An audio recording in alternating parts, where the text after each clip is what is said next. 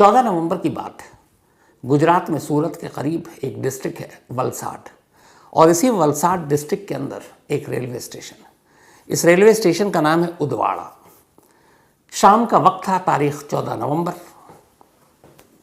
एक second year की student, 19 साल की एक लड़की, वो ट्यूशन ख़त्म करने के बाद अपने घर लौट रही थी। इत्तेफाक से जो ट्यूशन सेंटर था, वहाँ से उसका घर रेलवे ट्रैक को क्रॉस करना होता था और एक रेलवे फाटक को, और ये उदवाड़ा रेलवे स्टेशन के करीब ही उसका घर था, मुश्किल से 200 मीटर दूर। तो अक्सर वही रूट होता, वो ट्यूशन अपना कोचिंग सेंटर से निकलती, रेलवे ट्रैक क्रॉस करती और फिर रेलवे फाटक से गुजर कर अपने घर पहुंचती। लेकिन स्टेशन से 100 मीटर दूर का एक हिस्सा ऐसा था, एक चंक, जहाँ थोड़ा सन्नाटा होता, पेड़ वेड़ हुआ थे वहाँ पे। तो 14 नवंबर की शाम भी वो लड़की कोचिंग सेंटर से निकलती और अपने घर जा रही होती है, लेकिन वक्त हो गया, वो घर नहीं पहुंची। अब रूटीन था कि इतने वक्त तक घर आ जाती है, 5-10 मिनट, आधा घंटा, 1 घंटा ऊपर नीचे, लेकिन 2-3 घंटे हो गए, वो लड़की घर नहीं पहुंची। घर वालों को फिक्र हुई, पर घर वालों को ये भी पता था कि उसके घर से कोचिंग सेंटर का रूट क्या है, किस रूट से आती है और वो जाती है। तो पूरा घर अब घर से निकलता है और उस रूट को फॉलो करते हुए, जिस रूट से वो कोचिंग सेंटर से आती है और जाती है, अब उस पर एक एक लोग एक एक चीज़ को ढूंढते हुए, देखते हुए आगे बढ़ रहे हैं। जैसे ही वे इस उदवाड़ा रेलवे स्टेशन से 100 मीटर पहले पहुंचते हैं, रेलवे ट्रैक के किनारे एक सुनसान जगह पर उन्हें एक लड़की ज़मीन पर लेटी नजर आती है। पास जाकर देखते हैं तो उनकी अपनी बेटी थी। जिस तरीके से वो लाश, क्योंकि वो तब तक मर चुकी थी, ज़मीन पर थी, पहली नज़र में देखकर ये हो चुका था कि उसके साथ ज़बरदस्ती की गई है, क्योंकि कपड़े जिस्म पर नहीं थे और लड़की दम तोड़ चुकी थी। देखकर घर वाले बदहवास चीखने चिल्लाने लगे। तब तक आसपास में जो गुजर रहे थे लोग पहुंचे, रेलवे पुलिस फोर्स पहुंची। इसके बाद पुलिस को खबर दी गई, पुलिस मौके पर पहुंची। पुलिस ने आकर तफ्तीश करनी शुरू की। लाश के पास से उस लड़की के बैग मिले जिसमें किताबें थी, और साथ में वहीं करीब 2 और चीज़ें मिली, एक वाइट स्वेट शर्ट और एक बैकपैक, तो पीठ पर बांधते हैं, पिट्ठू बैग भी जिसे कहते हैं। अब घर वालों ने बताया कि ना ये वाइट स्वेट शर्ट उस लड़की का है और ना ही ये बैग। अब पुलिस वालों ने उस बैग को खोलना शुरू किया। जब खोला तो उसके अंदर 3 जर्सी, 2 हाफ पैंट और एक मोबाइल का चार्जर मिला। इन कपड़ों को देखकर और इस बैग को देखकर ये अंदाज़ा लगाना बड़ा आसान हो गया कि जिसका भी बैग है या जो भी ये कातिल और रेपिस्ट है, वो इस शहर का नहीं है, कहीं बाहर का है, क्योंकि वो ट्रैवल कर रहा है और ट्रेन से ही आया है और ट्रेन से ही शायद निकला हो। अब इसी के फ़ौरन बाद पुलिस उसी उदवाड़ा पुलिस स्टेशन की तरफ एक टीम भगाती है कि वहाँ CCTV कैमरा देखो, वहाँ दिख जाएगा। लेकिन पहला धक्का तब लगता है जब पता चलता है कि उस उदवाड़ा रेलवे स्टेशन पर एक भी CCTV कैमरा लगा ही नहीं है। अब पुलिस को बड़ी मायूसी होती है, लेकिन उस बैग और कपड़ों को देखकर ये साफ लग रहा था कि वो एक मुसाफिर है जो सफ़र पर निकला है। अब CCTV कैमरा है नहीं, पुलिस क्या करे, इधर लाश को उठाकर पोस्टमार्टम के लिए भेज दिया जाता सूरत के डिस्ट्रिक्ट अस्पताल में। वहाँ से रिपोर्ट आती है, पता चलता है कि मौत से पहले या कत्ल से पहले उसके साथ ज़बरदस्ती की गई थी। अब पुलिस इधर कातिल की तलाश में, CCTV कैमरा है नहीं, एक बैकपैक और एक स्वेट शर्ट, उसके ज़रिए अब कातिल तक पहुँचना है, काम इतना आसान नहीं। तभी पुलिस ने तय किया कि चलो इस स्टेशन पर CCTV कैमरा नहीं है, इसके आगे पीछे के स्टेशन को खंगालते हैं। आनन फानन में कई पुलिस की टीम लगाई गई। ये हुआ कि उस उदवाड़ा पुलिस जो रेलवे स्टेशन है, इससे पहले का स्टेशन, इसके आगे के स्टेशन पर जाओ, कहीं तो CCTV कैमरा दिखेगा। कोशिश रंग लाई। उदवाड़ा रेलवे स्टेशन से एक स्टेशन पहले उस स्टेशन पर CCTV कैमरा लगा हुआ था। जब उस कैमरे को चेक किया गया और टाइमिंग देखी गई तो एक शख्स कैमरे में नजर आया। अब वो शख्स, उसका चेहरा तो पुलिस को मालूम नहीं, लेकिन उस तस्वीर को देखकर पुलिस इसलिए चौंकी कि उसने सेम वही वाइट स्वेट शर्ट पहन रखी थी और उसके पीठ पर वही बैकपैक था, ब्लैक रंग का, काले रंग का। अब स्टेशन की दूरी एक स्टेशन पहले और एक स्टेशन बाद, और वो उसने वही शर्ट पहन रखी है, वही बैग उसके कंधे पर है, तो बड़ा आसान हो गया ये पता करना कि यही वो शख्स है, क्योंकि वही चीज़ पहने हुआ है जो बरामद हुई, जो मौके से मिली। अब पुलिस CCTV जो कैमरा है, वो कैमरा भी मैं आपको दिखाऊंगा, जो आप देखेंगे उसमें वो थोड़ा सा लंगड़ा कर चल रहा है। उसका शायद बायां पैर ठीक नहीं है। अब ये तस्वीर आई, पुलिस की जान में जान आई। पुलिस ने कहा कि अब इसको ढूंढते हैं। अब ढूंढना शुरू किया गया। बाकी स्टेशन को, रेलवे पुलिस को खबर दी गई है। पुलिस, गुजरात पुलिस ने जो है 10 टीमें बनाई और उसने कहा कि यहाँ से लेकर हर रूट पे स्टेशन जितने पड़ते हैं जाओ, ताकि पता चले कहाँ उतरा कहाँ चढ़ा। इधर कोशिश चल रही है, दिन बीतते जा रहे हैं। लास्ट में पता चला कि उसको वापी स्टेशन पर देखा गया। वापी स्टेशन पर फिर उसको दिखा कि वो एक मुंबई बांद्रा जाने वाली ट्रेन में बोर्ड हो रहा है। तो अब उससे ये हुआ कि ये मुंबई बांद्रा की तरफ गया है। अब पुलिस की टीम मुंबई बांद्रा पहुंची, लेकिन ये सारी तस्वीरें तब देखी जा रही हैं जब ऑलरेडी वक्त निकल चुका है। तो इसलिए ये कि चलती ट्रेन में पहुँच कर पकड़ लें, ये मुमकिन था नहीं, लेकिन उसका लोकेशन पता चल रहा था। तो अब वो वलसाड के उदवाड़ा से वापी, वापी से बांद्रा, मुंबई पहुंच गया।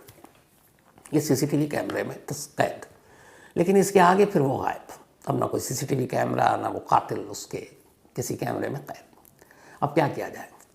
ये पहला मामला होगा जिसमें एक दिव्यांग सीरियल किलर है। और इसी पे मुझे याद आया कि हमारे ही देश में बिहार का एक छोटा सा बच्चा, जिसकी गिनती सबसे यंगेस्ट सीरियल किलर में होती है, तो Bihar world's youngest serial killer, ये पूरी कहानी उस यंगेस्ट सीरियल किलर की कुकू एफएम के ऑडियो शो में मौजूद है। आप वहां जाकर ये सुन सकते हैं, Bihar world's youngest serial killer. अगर आपको भी क्राइम स्टोरीज में खो जाना है तो आपके लिए एक जबरदस्त मौका है। रिसेंटली कुकू एफएम पर कुछ amazing crime audio books I हैं और यकीन मानिए ये बहुत ही ग्रिपिंग है। चाहे आपको डिटेक्टिव मिस्ट्रीज, ट्रू क्राइम या थ्रिलर पसंद हो, कुकू एफएम पर सब कुछ मिलता है। अब यहाँ पर सबसे खास बात कि कुकू एफएम आपके लिए एक स्पेशल 14 डेज फ्री ट्रायल लेकर आया है। लेकिन ध्यान रहे, ये ऑफर सिर्फ पहले 500 लोगों के लिए अवेलेबल है। तो अगर आप इन थ्रिलिंग कहानियों में डूबना चाहते हैं तो देरी मत कीजिए, मेरे डिस्क्रिप्शन में दिए गए लिंक पर क्लिक करें, कूपन कोड CMTK14 का यूज़ करें और आज ही अपने फ्री ट्रायल शुरू करें। सोचिए, आप 14 दिनों तक जितनी चाहें उतनी क्राइम ऑडियो बुक सुन सकते हैं, वो भी बिल्कुल फ्री। या आपके कम्यूट, वर्कआउट या फिर एक शांत शाम को और भी एक्साइटिंग बनाने का परफेक्ट तरीका है। लेकिन याद रहे, वक्त तेजी से निकल रहा है और एक बार जब फ्री ट्रायल स्लॉट्स खत्म हो जाएंगे तो फिर ये मौका हाथ से निकल जाएगा। तो इस औसम मौके को मिस मत करें, अभी अपने फ्री ट्रायल लें और क्राइम की बेस्ट स्टोरीज सुनना शुरू करें। After 14 days the subscription plan will be activated. इधर गुजरात पुलिस ने अब दूसरी कोशिश की कि किसी और तरीके से उसके बारे में और जानकारी जुटाएं। सबसे पहले गुजरात की जितनी भी अलग अलग जेलें हैं, उन सारे जेलों में इस सीसीटीवी कैमरे का जो ग्रैब उसका चेहरा था, उसको तस्वीर, उसकी प्रिंट आउट निकाली और गुजरात के हर जेल के डेटाबेस से ये पता किया कि क्या इस शक्ल का कोई कैदी हाल में जेल में था, जेल से रिहा हुआ, कोई रिकॉर्ड। लेकिन अफसोस कि पूरे गुजरात की जेल से उसकी तस्वीर मैच नहीं हुई। अब यहाँ भी नाकामी, हाथ खाली, दिन बीत रहे हैं। तब पुलिस ने फिर नेशनल डेटाबेस, देश भर की अलग अलग स्टेट्स की जेलों के निकालने का फैसला किया। अब उसने हर एक स्टेट को भेजी ये तस्वीर कि भाई देखकर बताएं आपके किसी जेल में कभी कोई ऐसा कैदी रहा। अलग अलग स्टेट होते होते और तब से नाकामी मिल रही, लेकिन तभी एक कामयाबी मिली। राजस्थान की जोधपुर जेल में कैदी का चेहरा उस चेहरे से बिल्कुल मैच कर गया। पता चला कि इसी साल मई में वो वहाँ से बेल आउट हुआ है और उसके ऊपर मामला था ट्रक चोरी का। अब जब मैच किया तो फिर जेल से रिकॉर्ड मिले उसके कि भाई क्या है। तब पता चला कि उसका नाम राहुल जट है और ये हरियाणा के रोहतक का रहने वाला है। अब पुलिस रोहतक पहुंची इस उम्मीद पे कि वहाँ वो मिलेगा, लेकिन वहाँ फिर नाउम्मीदी हाथ लगी। मालूम हुआ कि राहुल को उसके माँ और भाई ने बहुत पहले घर से निकाल दिया, क्योंकि वो एक बैड कैरेक्टर था, गुंडागर्दी करता था, चोरी के इल्ज़ाम थे, कई बार जेल गया, तो पड़ोसी ताना मारते थे। तो उन्होंने अपने उस बेटे को एक तरह से तिलांजलि दे दी और उसे बेदखल कर दिया। और उसके बाद से वो कभी पलट कर आया नहीं, तो घर वालों को उसका पता नहीं। अब नाम तो मिल गया लेकिन पता नहीं मिल रहा है। फिर भी पुलिस की कोशिश जारी, तमाम तरीके से उसका पता लगाने की कोशिश की जा रही है।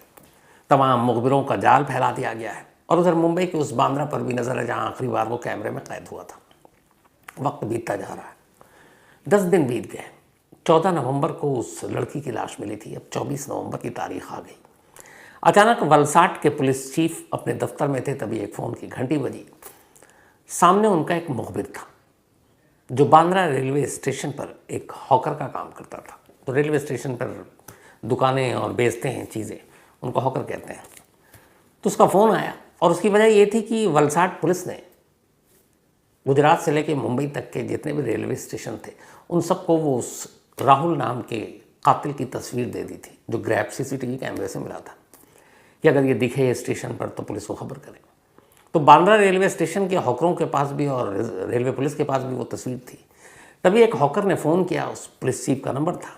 उसने बताया, साहब मैंने अभी अभी उस शख्स को देखा जिसकी आपने तस्वीर दी है और वो वैसे ही लंगड़ा कर चल रहा है और वो बांद्रा से भुज जाने वाली एक ट्रेन में बैठा है। अब इतनी इन्फॉर्मेशन काफ़ी थी, लेकिन जब तक उसने इन्फॉर्मेशन दी ट्रेन बांद्रा से निकल गई। आरपीएफ को अलर्ट किया गया। उसके बाद इधर पुलिस की टीम लगा दी गई। एक टीम ऑलरेडी पहले से ही वापी में मौजूद थी। अब ये ट्रेन वापी से होकर गुजरनी थी। वापी के पुलिस टीम को अलर्ट किया गया और कहा गया कि वहाँ उस ट्रेन के एक डब्बे में वो सस्पेक्टेड है, वो जो सस्पेक्ट है वो मिलेगा। वापी में जैसी ट्रेन रुकी, पुलिस वाले धड़धड़ा कर अंदर दाखिल हुए सादी वर्दी में और उन्हें ज़्यादा मशक्क़त नहीं करनी पड़ी। एक सीट पर बैठा हुआ वो कातिल मिल गया जिसकी तलाश में पिछले 10 दिनों से उन्होंने 5000 सीसीटीवी कैमरे, पुलिस की 10 टीमें, देश भर की जेलें, 4-4 राज्यों की पुलिस से कांटेक्ट किया और अब वो उनके सामने था। अब वलसाड पुलिस राहुल को साथ लेकर वापस आती है और पूछताछ शुरू होती है और अब पुलिस को यही लग रहा है कि चलो एक रेप एंड मर्डर का केस सुलझा दिया। राहुल से पूछताछ शुरू होती है, लेकिन जैसे ही पूछताछ शुरू होती है और राहुल अपनी कहानी बताना शुरू करता है, कहानी ख़त्म होते होते पुलिस को एहसास हो चुका था कि उन्होंने जिस शख्स को पकड़ा है वो एक रेप और मर्डर का क्रिमिनल नहीं है।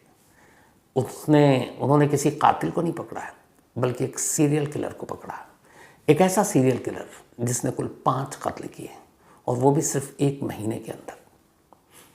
पुलिस वाले उसकी कहानी सुनकर हैरान रह गए। पहले उसने अपनी पूरी कहानी सुनाई और सबसे पहले उसकी कहानी सुनाई जहाँ से इस केस की शुरुआत हुई, यानी 14 नवंबर सेकेंड ईयर के स्टूडेंट जो वलसाड के इसी उदवाड़ा रेलवे स्टेशन के करीब जिसकी लाश मिली थी, उसने बताया कि 14 नवंबर को वो वलसाड आया था। वहाँ कुछ दिन उसने एक होटल में काम किया था, फिर चला गया था छोड़कर। कुछ पैसे बकाए थे, वो पैसे लेने आया, पैसे लिए और फिर वापस सब वो उदवाड़ा स्टेशन की तरफ आया। यहाँ से उसे ट्रेन पकड़कर मुंबई जाना था। ट्रेन में वक्त था तो प्लेटफॉर्म के इर्द गिर्द घूमने लगा। तभी जब वो प्लेटफॉर्म के बिल्कुल लास्ट छोर पर था तो उसने देखा कि वही लड़की लौट रही है, उस वक्त ट्यूशन पूरा करके। उसे देखा, आसपास मैंने देखा बिल्कुल सन्नाटा था, कोई था नहीं, शाम का वक्त हो चुका था। तो मैंने उस लड़की का 100 मीटर तक पीछा किया और मैं मौके की ताक में था। 100 मीटर के बाद मुझे रेलवे ट्रैक के पास एक ऐसी जगह मिली जहाँ एक तरह से काफ़ी पेड़ थे, झाड़ियाँ थीं और कोई लोग दूर दूर तक नहीं। बस मैंने मौका देखा। अच्छा, वो लड़की के पीछे पीछे चल रहा था, लेकिन लड़की को कुछ शक भी नहीं हुआ क्योंकि लोग बहुत सारे आते जाते हैं। लेकिन एक सन्नाटे में मौका मिलते ही उसने लड़की को दबोचा, उसके मुंह पे हाथ रखा, उसे धमकाया और फिर उसके साथ ज़बरदस्ती की। इसके बाद उसने उसका गला घोंट दिया। गला घोंटने के बाद, ये सब करने के बाद उसे प्यास लगी। वो अपना स्वेट शर्ट उतार चुका था इस ज़बरदस्ती करने के दौरान में और उसका बैग पैक वहीं रखा हुआ था। अब उसके सामने उस लड़की की लाश पड़ी थी जिसको थोड़ी देर पहले उसने मारा और जिसके साथ ज़बरदस्ती की थी। लेकिन अब उसे प्यास लगी। 100 मीटर दूर स्टेशन प्लेटफॉर्म था। उसने देखा आसपास कोई दूर दूर तक नहीं है, इस लाश पर किसी की नज़र भी नहीं पड़ेगी। वो अपना बैग पैक और वो स्वेट शर्ट छोड़कर सिर्फ गमछे में, चूँकि अंदर बनियान भी था, वापस जाता है प्लेटफॉर्म पर। प्लेटफॉर्म पर जाने के बाद एक जूस का पैकेट लेता है, एक दूध का पैकेट लेता है, पीता है और फिर वापस आता है इस इरादे के साथ कि वो फिर ज़बरदस्ती करेगा एक मुर्दा लाश के साथ। लेकिन जैसे ही वो पहुंचता है वापस तो देखता है कि उस जगह पे भीड़।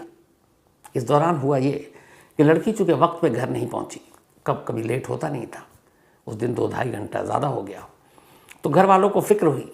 उसके बाद वो निकले, उसे ढूंढने। रूट पता था घर से कोचिंग सेंटर तक का, ये भी पता था रेलवे ट्रैक से होकर गुजरती है।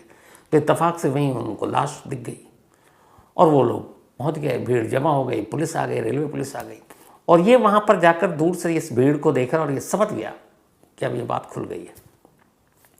ये वापस पलटता है, अपना बैग पैक और अपना स्वेट शर्ट वहीं छोड़ देता है, प्लेटफॉर्म पर आता है, जो नेक्स्ट गाड़ी आती है उसमें बैठकर वहाँ से निकल जाता है।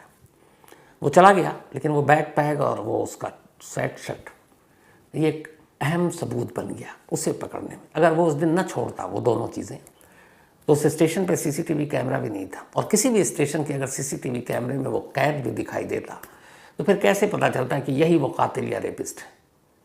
क्योंकि उस सामान के अलावा और तो कोई उसकी पहचान थी नहीं, कोई विटनेस नहीं था, किसी ने चेहरा नहीं देखा। तो इसीलिए वो उसका बैकपैक और एक स्वेट शर्ट जो एक दूसरे स्टेशन पर वही चीज़ वो डाले हुए कंधे पर और पहने हुए दिखाई दिया, तो इससे ये पहचान हुई कि यही वो शख्स है।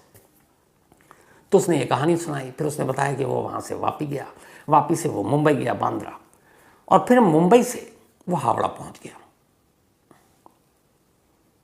इसके बाद उसने कहा कि हावड़ा जाने के बाद 14 नवंबर के इस कत्ल के ठीक 5 दिन बाद 19 नवंबर को उसने हावड़ा में एक और महिला का रेप किया और उसका मर्डर किया। वो लाश भी एक ट्रेन के बोगी में मिली। फिर वो वहाँ से निकला और निकलने के बाद वो आंध्रा गया। आंध्र प्रदेश में वो जाकर फिर एक रेलवे स्टेशन पर ट्रेन में बैठता है, एक और कोच में एक और महिला को मारता है, उसे लूटता है। इसके बाद फिर वो जाता है सिकंदराबाद रेलवे स्टेशन। वहाँ पर भी एक ट्रेन जो पुणे से कन्याकुमारी आ रही थी, उसमें भी एक महिला के साथ रेप करता है और उसे मार डालता है। उसने कहा कि 20 अक्टूबर को उसने पहला कत्ल रेलवे में किया था, 25 अक्टूबर को दूसरा किया था। इसके बाद फिर गैप आया। 14 नवंबर को उसने इस वलसाड में कॉलेज स्टूडेंट का किया। ये इकलौता कत्ल था उन 5 में जो रेलवे के किसी कोच में, किसी बोगी या डब्बे में नहीं, बाहर किया गया था। और इस कत्ल के ठीक 14 नवंबर था और उसके बाद उसने 19 और फिर 23 2 और कत्ल किए, तो कुल 5 कत्ल किए। अब पुलिस ने उससे पूछा कि ये बताओ तुमने 5 कत्ल किए, क्यों किया? और इस क्यों से भी बड़ा सवाल ये था कि उसने इन 5 में से 4 कत्ल भारतीय रेलवे के उन डब्बों में किया जो दिव्यांग के लिए रिजर्व थे, आरक्षित थे। हमारे यहाँ ट्रेन में ज़्यादातर एक बोगी, एक डब्बा, उसमें दिव्यांग होते हैं, जो किसी हाथ पैर से माजूर होते हैं, उनके लिए होता है। जो उसने हावड़ा में कत्ल किया वो दिव्यांग के लिए रिजर्व बोगी थी। जो उसने आंध्रा में किया वो दिव्यांग के लिए रिजर्व बोगी थी। जो उसने सिकंदराबाद में किया वो भी रिजर्व बोगी थी। इसके अलावा उसने एक और जगह पे जो किया वो भी एक रिजर्व बोगी थी। और ये चारों की चारों महिलाएं भी दिव्यांग थी। अब जब रिजर्व बोगी में जो महिला होगी, जाहिर सी बात वो उन्हीं के लिए होता है जो दिव्यांग है, जो हैंडीकैप्ड है। तो 4 हैंडीकैप्ड, 4 दिव्यांग महिलाओं का कत्ल भारतीय रेल के आरक्षित दिव्यांग के डब्बे में करने के पीछे का मकसद क्या था? पुलिस ने जब उससे सवाल पूछा तो उसने अपनी कहानी सुनाई और उस कहानी में ही उसके सवालों के जवाब थे। राहुल हरियाणा का रहने वाला था, रोहतक ज़िले का। जब ये थोड़ा सा बड़ा हुआ तो इसके फादर की डेथ हो गई। उसके बाद बचपन में इसे पोलियो हो गया था। उस पोलियो की वजह से बायां पैर थोड़ा ख़राब हो गया, ये लंगड़ा कर चलता था। स्कूल में दाखला मिला। स्कूल में बच्चे इसे इसके इस लंगड़ेपन की वजह से चिढ़ाते थे, उसका मजाक उड़ाते थे। धीरे धीरे ये बात उसे बहुत बुरी लगी। फिर थोड़ा थोड़ा कैसे करके ये पढ़ता लिखता गया। इसका एक सपना था कि ये बड़ा होकर ट्रक चलाएगा। ट्रक को लेकर ये बड़ा, इसको पसंद है ट्रक, और ट्रक देख के इससे खुशी होती थी। तो उसे लगा था कि ट्रक चलाएंगे। लेकिन चूंकि उसे पोलियो हो चुका था, एक पैर खराब था, तो किसी ने भी उसे ट्रक ड्राइवर की नौकरी नहीं दी। ट्रक ड्राइवर की नौकरी किया, किसी ने उसको ट्रक के करीब नहीं आने दिया। ये बात उसे बहुत चुभ गई। तब उसने पहला जुर्म किया। उसने कहा जिस ट्रक को मैं चलाना चाहता हूँ ये मुझे चलाने नहीं दे रहे। उसने ट्रक की ही चोरी करनी शुरू कर दी। उसने 12 ट्रक चुराए अलग अलग जगहों पर, दिल्ली में, हरियाणा में, राजस्थान में, यूपी में। ट्रक को चुराता, माल को बेच देता, ट्रक कहीं ले जाकर छोड़ देता। और इसी चोरी के चक्कर में वो कई बार पकड़ा गया, जेल गया। अब ट्रक चोरी, जेल जाता, फिर जमानत पर बाहर आ जाता। तो जेल आना और जाना उसका लगातार लगा रहा। आखिरी बार वो जोधपुर की जेल में बंद था जब ट्रक चोरी के ही मामले में, और इसी साल मई में उसको बेल मिल गई। घर वालों ने वैसे ही निकाल दिया था। वो बाहर आया। बाहर आने के बाद इतनी बार जेल जा चुका था कि अंदर बहुत सारे कैदियों से भी मिल चुका था। वो एक तरह का पेशेवर अपराधी हो चुका था। बाहर आने के बाद उसे फिर वो बचपन की चीज़ें उसके दिमाग में घूमती रहती थी कि मैं एक विकलांग हूँ, मेरा एक पैर ठीक नहीं है, बच्चे हंसते हैं। आज भी उसे लगता था कि लोग देखकर हंसते होंगे मुझे। ये चीज़ें उसके अंदर इतना घर कर गई कि फिर उसे चिढ़ हो गई। और उसके बाद उसने पहली बार देखा कि दिव्यांग कोटे का जो की बोगी होती है उसमें बहुत ज़्यादा भीड़ नहीं होती है, कई बार तो एक ही होती है। तो वो चूँकि खुद एक दिव्यांग था तो वो उसी कोच में चढ़ जाता, और जहाँ उसको महिला दिखती पहली बार 20 अक्टूबर को, उसने अपनी पूरी खुन्नस खुंदक गुस्सा उस महिला पर उतारा, उसके साथ रेप किया और उसे मार डाला। उसके बाद वो निकल गया तो उसे लगा कि ये तो बड़ा आसान है, पकड़ा भी नहीं गया। तो वो एक स्टेट से दूसरे स्टेट पहुंचता, कभी एक स्टेट में अपने क्राइम को रिपीट नहीं करता, और वैसी तरीके से अलग अलग स्टेट में जाके क्राइम करने लगा। 14 नवंबर को जब उसने वलसाड गुजरात में ये किया, यह पहला इंसिडेंट था जो उसने रेलवे की बोगी के बाहर रेलवे ट्रैक के किनारे किया था, और इसी वजह से वो पकड़ा भी गया, क्योंकि अगर उसका बैग और वो स्वेट शर्ट ना होता तो शायद पकड़ा भी नहीं जाता। 4 कत्ल और रेप उसने ट्रेन की डॉबी में, जो रिजर्व बोगी थी हैंडीकैप्ड के लिए, उसके अंदर किया। कभी किसी को शक नहीं हुआ, अलग अलग पुलिस अलग अलग तरीके से मामले की जांच करती रही, लेकिन पहली बार ट्रेन के बाहर निकला और उसने ये क्राइम किया और उसके बाद वो पकड़ा गया। तो अभी 24 नवंबर को वो पकड़ा गया। अब पुलिस उससे पूछताछ कर रही है, और असल में अब भी पुलिस ये जानने की कोशिश कर रही है कि एक खुद दिव्यांग शख्स अपनी जैसी महिलाओं को, वो भी भारतीय ट्रेन में, चलती ट्रेन के अंदर, उनका रेप और मर्डर क्यों कर रहा था।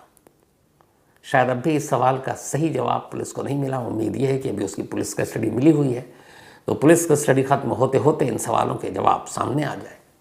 लेकिन ये अपने आप में हैरान करने वाली बात है कि चलती ट्रेन में भी महिलाएं महफूज या सुरक्षित नहीं हैं, क्योंकि 4 कत्ल हो गए। अगर ये वलसाड वाला कत्ल ना होता तो पता नहीं ये सीरियल किलर और कितनों को अपना शिकार बना लेता। लेकिन शुक्र है वक्त रहते ये पकड़ा गया।